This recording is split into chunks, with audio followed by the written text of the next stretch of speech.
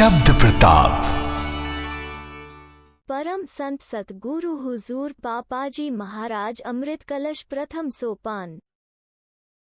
अभी अभी दाता दयाल का जो वचन पढ़ा गया उसमें 3 तरह की शक्तियों का उल्लेख किया गया है,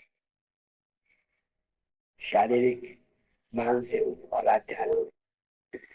जब मैं वचन को सुन रहा था तो मुझे गड़बड़ आई कि आज का जो आयोजन श्री गोविंद भाई साहब ने किया है उसमें संभवतः हुजूर दाता दयाल की दया से तीनों ही शक्तियों का उपयोग हुआ है। शारीरिक भी हुआ, उन्होंने इतना प्रबंध किया, आने का प्रबंध, जाने का प्रबंध, खाने का प्रबंध, रहने का प्रबंध।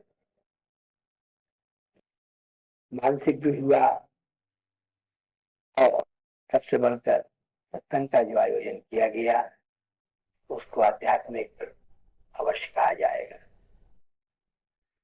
एक बात इसमें जरूर हमको विश्वास मानना चाहिए कि हमने जो ये आयोजन किया इसमें हुजूर दाता दयाल जरूर शामिल हुए होंगे। मैंने जो श्री प्रेम भैया से निवेदन किया वो उस बात को याद रखकर किया था कि कल सत्संग में उनका लेख बिखरी स्मृतियां ये पढ़ा गया था। उसमें उन्होंने एक अपने बड़े सुंदर स्वप्न का जिक्र किया था कि जिसमें उन्होंने उस ख्वाहिश का हवाला दिया था कि हुजूर दाता दयाल के गुप्त होने के बाद की होली पर हुजूर दाता दयाल की अनुपस्थिति सत्संगियों को कितनी अखरेगी, कितनी बुरी लगेगी और उनके बिना होली का त्योहार कितना फीका होगा, कितना उदासीन होगा और कितना बजाय सुख देने के वो उनकी याद दिलाने वाला होगा। जब उन्होंने इस प्रकार हुजूर दाता दयाल की सपने में भी याद की तो उनको केवल दर्शन ही नहीं हुए, उन्होंने होली जैसा त्योहार देखा। अम्बा प्रसाद चाचा जी जैसा गाना गाया करते थे, उस गाने का आयोजन भी उन्होंने देखा। तो आज जब श्री गोविंदा भैया ने ऐसे पूर्वक आह्वान किया है तो हमको अभागी आंखों से भले ही ये न दिखे कि हुजूर दाता दयाल तशरीफ लाए हैं कि नहीं, लेकिन कम से कम यदि हमने सत्संग करके हुजूर दाता दयाल की शरण में रहकर जरा भी आध्यात्मिक दृष्टिकोण अपनाया है तो हमको अवश्य ही इस बात का विश्वास हो जाएगा। तो हुजूर दाता दयाल ने श्री गोविंदा भैया का निमंत्रण अवश्य स्वीकार किया होगा और वो अवश्य आए। पिछली बार जब मैंने परमार्थ की चर्चा में भाग लिया था तो एक अपने ही स्वप्न का उदाहरण दिया था कि ये हमारी अभागता ही समझिए, दुख की बात ही समझिए कि जो हुजूर दाता दयाल दिखाना चाहे वो हम देख सकते हैं, जो हुजूर दाता दयाल सुनना चाहे वे सुन सकते हैं। हमको विश्वास नहीं हो पाता क्योंकि हम पंच तत्व के शरीर में हुजूर दाता दयाल को हर पल जीवन के हर क्षण में अपने संग, जब तक कि हमारी आध्यात्मिक शक्ति उतनी न बढ़ जाए, नहीं देख पाते। हम प्रार्थना करते हैं, हम चरणों में रोते और गिड़गिड़ाते भी हैं और कभी कभी हमको ऐसा ही लगता है कि न मालूम किसी ने हमारी प्रार्थना सुनी या नहीं सुनी। जो मैंने स्वप्न बताया था वो मुझे अभी भी याद है क्योंकि उसका अनुभव केवल मुझे को नहीं है, सभी सत्संगियों को होता है। सभी सत्संगियों को कठिनाई आती है, परेशानी आती है, दुख आती है, ठोकरें आती हैं, लेकिन वो सब चीजें जो भी आती हैं वो उनका परमार्थी भाग बढ़ाने के लिए आती है और जब तक कि उनकी मौज ही न हो तब तक वो ये स्पष्ट नहीं करते कि उन्होंने प्रार्थना स्वीकार कर ली अथवा प्रार्थना सुन ली और मान ली, हमारे मन के अनुसार कार्रवाई हो गई। उस स्वप्न में मैंने शब्द भैया से कहा कि तुम अपने ट्रांसफर के लिए इतने परेशान हो, दाता दयाल बैठे तो हैं, कह लो। और मैं बात कर रहा था और दाता दयाल कुर्सी पर बैठे थे, मुझे दिख रहे थे। तो शब्दे भैया मेरी तरफ झुके, कहने लगी कहाँ बैठे? तो मैंने कहा बैठे तो है, सामने तो बैठे हैं। और फिर मेरे ही मुंह से हुजूर दाता दयाल ने कहलवाया, कैसे दुख की बात है कि आप जिसको देखना चाहते हो उसको देखते हो, जिसकी सुनना चाहते हो उसकी सुनते हो। हम लोग तो बिल्कुल ही समझ लीजिए निकम्मे हैं, ना हम अपनी बात सुना सकते हैं ना कह सकते हैं, सब कुछ आप ही के हाथ में है। तो इस वचन के खुलासे के संबंध में इतना जरूर कहा जा सकता है कि आध्यात्मिक शक्ति ही सबसे बड़ी शक्ति। एक मैं कल्याण में लेख पढ़ रहा था, लेख बड़ा सुंदर था, हालांकि उसका संबंध इन शक्तियों से तो नहीं था, परंतु एक महात्मा और एक जिज्ञासु की वार्ता से था। जिज्ञासु जो था वो संसार का एक सफल व्यक्ति था, उसके बाल बच्चे थे, उसकी पत्नी थी, उसका स्वास्थ्य अच्छा था, उस पर धन था, लेकिन उसका आदर था, सम्मान था। यानी आज के वचन के शब्दों में अगर कहा जाए तो उसने अपनी शारीरिक शक्ति का भी बढ़ाव किया था और मानसिक शक्ति का भी बलवान किया था। इन दोनों के होते हुए भी उसने महात्मा से कहा कि मैं दुखी रहता हूं।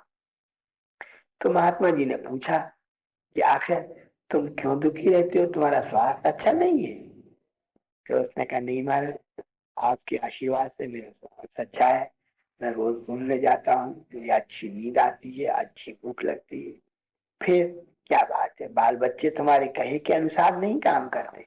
उन्होंने कहा नहीं महाराज, आपके चरणों के आशीर्वाद से बाल बच्चे भी मेरा कहना मानते हैं, सब मेरी आवभगत करते हैं, सब मेरा आदर करते हैं। मेरी पत्नी जो है वो बड़ी पतिव्रता है, मेरा बड़ा ध्यान रखती है।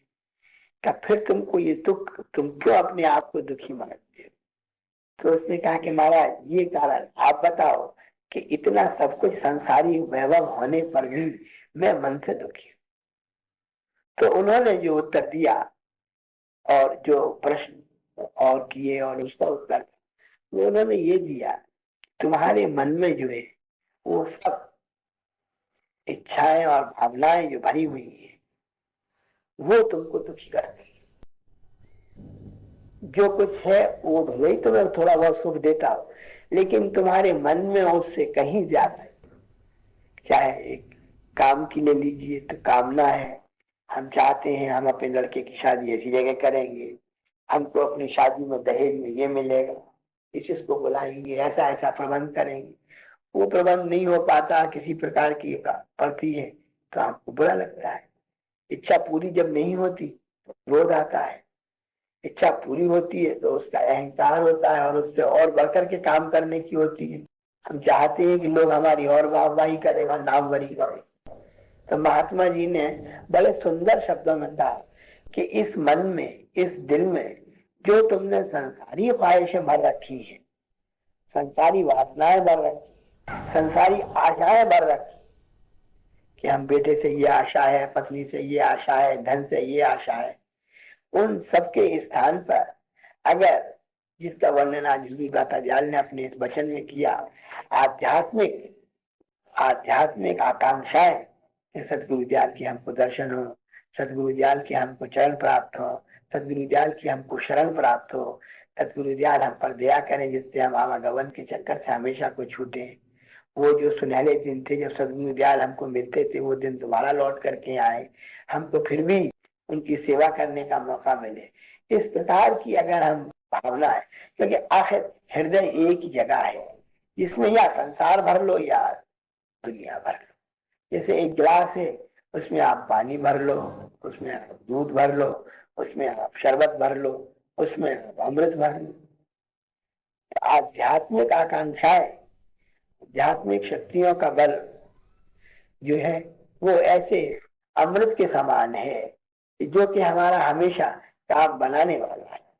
और शारीरिक एक दिन शरीर बुढ़ा होता है, मानसिक शक्ति भी एक बीमारी के झटके से, जो लोग बड़े बड़े विद्वान होते हैं वो अपनी बातें भूल जाते हैं। मुझे राहुल सांकृतायन कि एक बात याद है कि वो संसार में क्या हिंदुस्तान में बहुत महान और बहुत विद्वान आदमी जाते थे जिन्होंने वेदों का बड़ा अध्ययन किया था और वो हिमालय पर पैदल पार करके तिब्बत से जो तिब्बत के लामाओं के जो ग्रंथ हैं वो भी लाए थे, कई भाषाएं वो जानते थे और उनको एक पक्षाघात का अटैक हुआ और उनकी मेमोरी बिल्कुल चली गई। ये मानसिक शक्ति का अर्थ हुआ। लेकिन जो आध्यात्मिक शक्ति है, आध्यात्मिक शक्ति अगर जीवन समाप्त भी हो जाए तो भी जितनी कमाई हो गई है उसमें कभी नुकसान नहीं, उसके आगे काम फिर चले। तो आध्यात्मिक शक्ति जो है कभी नष्ट नहीं। इस प्रकार के वचनों में आया है कि दिन में एक ही चीज हो सकती है। मैंने सूफी फकीर का एक किस्सा जरा से पढ़ा था कि वो अपने बच्चे को खिला रहे थे, छोटा बच्चा था 5-7 बरस का और वो बहुत प्यार कर रहे थे। तो बच्चा कहने लगा कि अब्बा जान आप मुझसे बड़ा प्यार करते हैं। उन्होंने कहा, तो बच्चा कहता है आप खुदा से भी प्यार करते हैं? कहा अब्बा जान आप दो से कैसे प्यार करते हैं?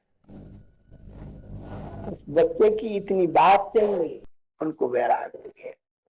उन्होंने कहा कि इस दिल में तो एक ही बात होता है, जहां अपने मन में बहुत शारीरिक उन्नति की होगी, जहां अपने मन में मानसिक उन्नति के अर्थ है सांसारिक वैभव, सांसारिक धन, सांसारिक शक्तियां, सांसारिक उपलब्धियां, इन सब की जितनी ज्यादा वो होगी परमार्थ के लिए उतनी ही जगह कम रहेगी।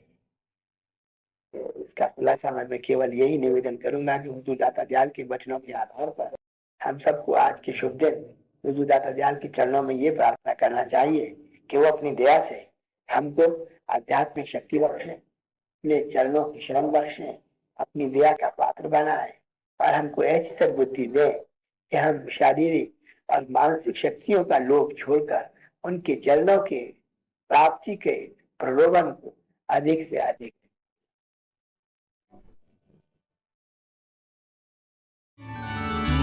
शब्द प्रताप।